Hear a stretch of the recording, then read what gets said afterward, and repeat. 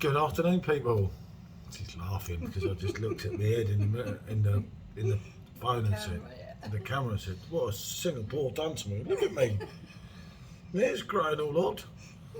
I don't wear a hat."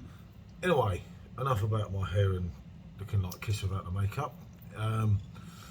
Kronenbourg Blanc versus Hoegaarden.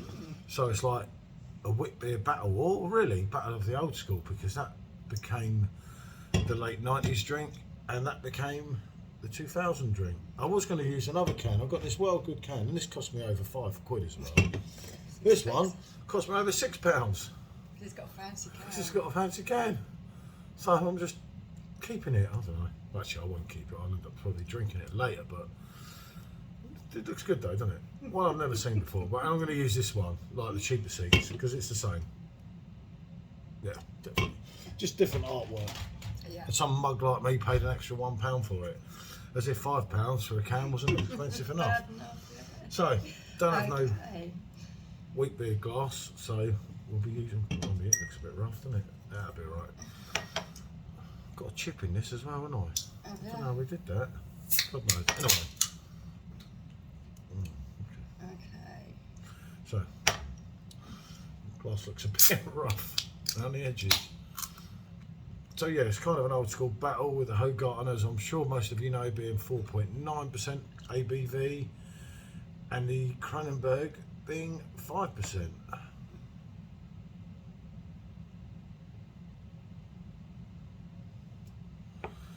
So, you got it. Really? This is a proper German head. That's rubbish. Okay. They look really similar, apart from she's got a dodgy head, aren't they? Yeah, colour-wise and the haziness of them, they are looking very similar. And this has a better head, as you can see. My philosophy was, and still is, before I try, the Hoegaarden pisses it. Obviously no limes. I'm not going to pay fucking £2 for a lime. Let's be honest, isn't it? Yeah. You know, funny enough, I said yesterday, I'm surprised I don't charge you £5 for a shit. And then I'll start watching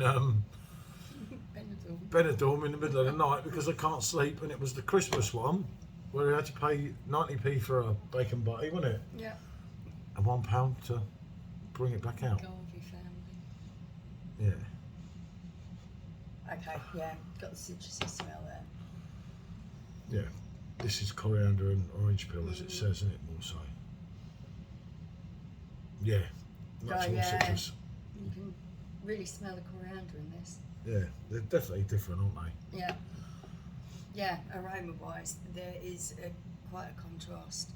You are getting a much more herbally coriander smell from the Hoegaarden. Yeah, I think, you know, they both deliver to an extent, but there's a reason, you know. This is France's finest. This is Belgium's, well, one of Belgium's finest wheat beers, anyway. And there's a reason that you still get this all around the UK, and you don't get this. You know? Okay. So, do you know what? I absolutely love that drink. Even at £5 on a can, it's still delivering for me. What was that? It's just as well. You'd be most upset with the ones that don't. Yeah, no, I got the cheaper seats from Paulana last night because it was really raining. It's really raining out there now. We were going to go out to a bar, Raffles, because I keep avoiding it, and we actually stood in the queue yesterday almost, didn't we? Yeah. And the queue was like happy hour. It was absolutely crazy queue, so we thought, no, we'll scrap that. We were going to go before happy hour today, but it's raining really hard. Okay. The Blanc actually tastes sweet for me, alongside the Hoegaarden, if I'm honest. It does actually. It really,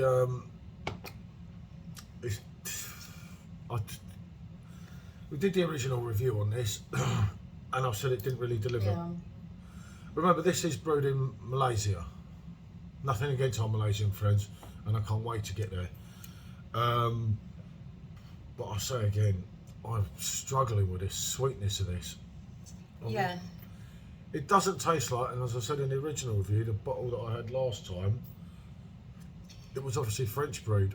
Maybe they like them a little bit sweeter. But this is brewed in Vietnam or something, isn't it? Didn't we read? For me, the Hoegaarden's got a more complex taste. There's more flavours going on there, with the coriander and the slightly herbal notes in there. I'm sure this is brewed in Vietnam. I can't read it. I'm blind as a bat, aren't I? You did read it somewhere, I'm pretty sure. Yeah, this is brewed in Vietnam. And for me, this is pretty much the same as its Belgian counterpart, as in when it's brewed in Belgium. That is way too sweet. And that's, obviously we've not had a drink today or anything. Sometimes when you do the reviews, if you've had a couple, you know, we all do it. And you can... Yeah, one lot of certain drinking can make other drinks taste funny, can't they? You don't really clean your palate with something, so... Yeah, no, this, for me, I mean, as I say, I've always been, we've drank Hoegaarden since we first met, haven't we? Yeah. When it used to be stronger on Yeah, draft. it used to be potent, didn't it? Yeah, and I always remember, it was always ice cold, and people say, oh, you've got to let it warm up to feel the flavour. That's not necessarily true, because we used to drink Hoegaarden at literally sub-zero and 1 degree back in 2001 in Hastings. It was absolutely lovely, wasn't it? It was. And it was about 8% then, wasn't it? It was mind-blowing. It was a cracking drink. Obviously they reduced it and this one came along. This one's still good, but it's not like it used to be. But for me, there's no point in going any further with this because there's only one winner. It's not even close. I mean, if you like sweetness to a wheat beer, then yeah. But then I don't remember the French one that we had not so long ago and did actually review, tasting anything like that. Yeah. For me, I do like both of them, but the Hoegaarden's got just that bit more complex taste. You have got the coriander in there, which is giving a nice balance to the orange taste. Whereas this is going to the way of orange, this is going to the way of citrus. I mean, if I can pick some of these up in Malaysia, I'd take one home and put a lime or something in it, or a bit of orange, to try and bounce back the flavour, but you're only going to do so much with a piece of fruit, let's be honest. They do help, but they don't do as much as what people need you to do. They can enhance flavours. Sometimes they don't make much difference, do they? But they go, well, Hanson, we have one with the fruit and one without the fruit. Something like Corona, of course, you lime. Makes all the difference, but sometimes it don't, right? Anyway, for me, there's only one winner, and it's, of course, Hoegaarden. Brewed in, I think... I'll get the phone. This particular one brewed in Vietnam. Yeah, I think. I'm sure this was brewed in Vietnam. I can't read that. I don't know if any of you lot can. No, look, I've got as much chance as me. Probably not even English knowing me. But I did read it. I'm sure I read it. It was brewed in Vietnam. So this is brewed in Malaysia by our Malaysian friends, and just not quite living up, is it? Right, what can I say? Bonjour, onwards and upwards.